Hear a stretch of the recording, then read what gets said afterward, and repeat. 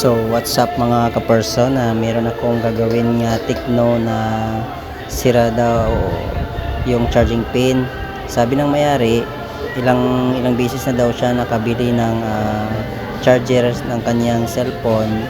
Hindi pa rin daw dumagdag yung charging niya, kahit isang araw na i-charge niya, wala pa rin dumadagdag sa battery.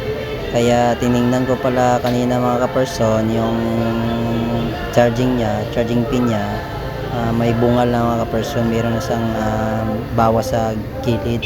So sinabi ko na papalitan natin yan ng bago na charging pin. Ito ngayon mga ka-person, ginawa ko na, pinalitan ko na ng bagong charging pin mga ka-person.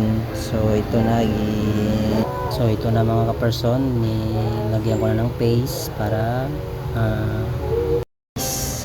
yan ka-person. So kasi sabi ng may-ari daw sa ibang technician na ito nang galing, sabi ng may-ari na charger daw yung sira, kaya bumili ulit ng charger. Kaya sabi ng technician sa ibang charger lang daw ang sira. So tiningnan ko yung charging pin niya, may sira na talaga sa gilid, nabawasan na talaga ng paa yung ginto sa gilid ng charging port niya. So ito pinalitan ko ka-person. Ito bago ito ka-person. Ito yung pull out niya, pinalitan ko ng bago na charging pin. So ito na ka-person, sinurta ko na. Lagyan natin ng lead sa gilid para kumapit yung port niya, tsaka hindi na madali-dali matanggal yung port niya kasi meron siyang sinoldahan sa gilid. So yun mga ka-person, sinolda ko na isa-isa yung mga paa niya para hinigpitan ko na sa paglagay ng lead para matagal matunaw. Kasi yung lead mga ka-person, pag maliit lang ilagay mo na lead sa kanyang mga paa, pag tatagal ka-person, matagal na sa pag-charging, yung init nababawasan yung yung lead niya. Minsan okay pa yung charging pin, pero pag i-charge mo siya, hindi dumagdag, i-resolder mo lang siya, okay na yun ka-person. Dinagdagan ko ng pinakapal yung yung charging lead niya sa mga paa niya para mas lalong tatagal yung lead niya sa init. So yun ka-person, ito na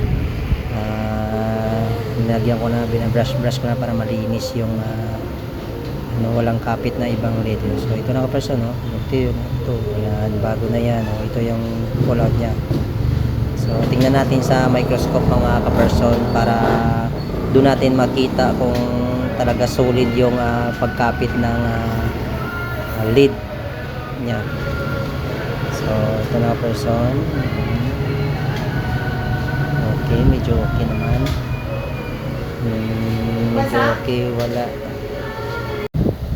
So ito na ka-person, na-assemble ko na yung unit para i-try natin kung nag-charge na siya. Ito na. Okay, salpak muna natin yung basher nya sa vibrator. Ito na, na symbol kasi yung may-ari nito ayaw kasi maniwala mga ka-person na charging pin yung sira. Kasi pinatingin nila sa iba, sabi daw charger lang daw ang sira. O bumili siya ng bagong charger, bumili siya ng bagong charger, ganun pa rin, ayaw pa rin dumagdag yung percent sa battery niya. So ito dinala niya, pinalitan ko ng charging pin. Ito na, malalaman natin mamaya mga ka-person, the moment of truth, kung tama bang hinala ako o tama ang kanyang sinabi ng customer na charger daw yung sira, hindi yung charging port. Ito na mga ka-person, i-try na natin. The moment of truth. Oh, oh, ayun oh. Oh. Oh, ayaw pa mag-open oh. Pero ayan na yung mga ka-person, yung indicator light niya sa itaas, nagsi-charge na. Yun. Yun. Yun oh. Yan. So, yun lang mga ka-person. Salamat. Follow, like, and share sa aking video. Salamat po. Bye-bye.